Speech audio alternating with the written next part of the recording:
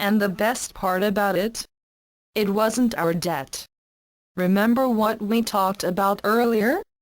The debt of the U.S. government isn't really ours. It's the Federal Reserve's, which again is not a government institution, but a private bank. So as we increased our debt load, the bad guys were powerless to do anything because, in taking us down, they'd go down harder. Their only viable plan then became to destroy us militarily. But we were prepared for that too, and began not only a military building spree, we actually started to use it. From Lebanon, to Grenada, to Panama, to Iraq, and over 100 countries in between, the 1980s saw a projection of military power, unequaled since the days of the Roman Empire. And not only were we not challenged, there was no country on earth able to challenge us. The 1980s also saw the secret government transporting the industrial might of the United States to every area of the globe. And where once we were the industrial might of the free world, but all of our capabilities were here, we then became an even greater industrial power, with our manufacturing capabilities strategically placed around the world. With the advent and rise of the Internet, the United States spent the better part of the 1990s transferring billions of dollars of economic and intellectual wealth, and with them jobs, to over 120 of the 189 countries in the world. Surprisingly to some, the largest U.S. investments have been to the former Eastern European countries, formerly aligned with the Soviet Union. And keep remembering, we haven't been doing this with our money, but by utilizing the debt of the private Federal Reserve banking system. The United States relies on the rest of the world to finance its public and private debts.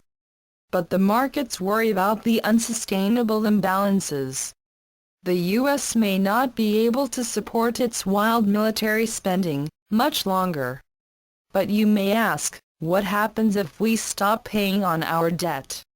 Well, before I answer that question, you have to realize that we've already started not paying it.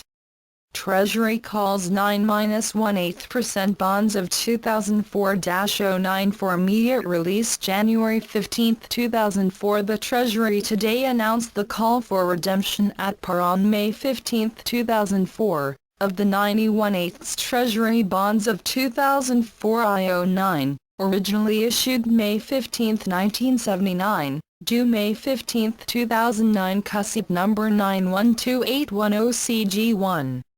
There are $4,606 million of these bonds outstanding, of which $3,109 million are held by private investors.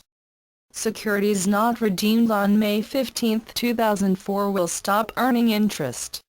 These bonds are being called to reduce the cost of debt financing. The 9-1/8 interest rate is significantly above the current cost of securing financing for the 5 years remaining to their maturity. In current market conditions, Treasury estimates that interest savings from the call and refinancing will be about $544 million. To fully understand the significance of this, you've got to imagine yourself calling your mortgage company and saying, "Listen, I've gone over my budget and I've decided to stop paying the interest on my loan. This is going to save me $20,000 over the next 5 years. Thanks." Now, to answer the question of what happens. Money doesn't grow on trees, we know that, but it does come out of thin air. Let me explain. When you go to the bank and borrow $1,000 and agree to pay 10 over 1 year, the total of your loan amount is $1,100. The bank gives you the money and then they turn around and borrow from the Federal Reserve at a lower interest rate, let's say 3. So now, you've got $1,000, the bank has $70. The Federal Reserve gets $30. Figures are changed on the money supply ledger sheet and the money supply increases and your debt gets larger. Remember too, that is a very simplistic explanation on how the fractional reserve money system works, and is not intended to be an exact example. And it's a great system except when you don't pay back the money. So now as we begin the year 2004, what does all this mean and how do we tie it all together? Well, we frankly can tie everything together, but what we can do is put together enough of these puzzle pieces to get a glimpse of where we're at now and how you and I fit into this matrix.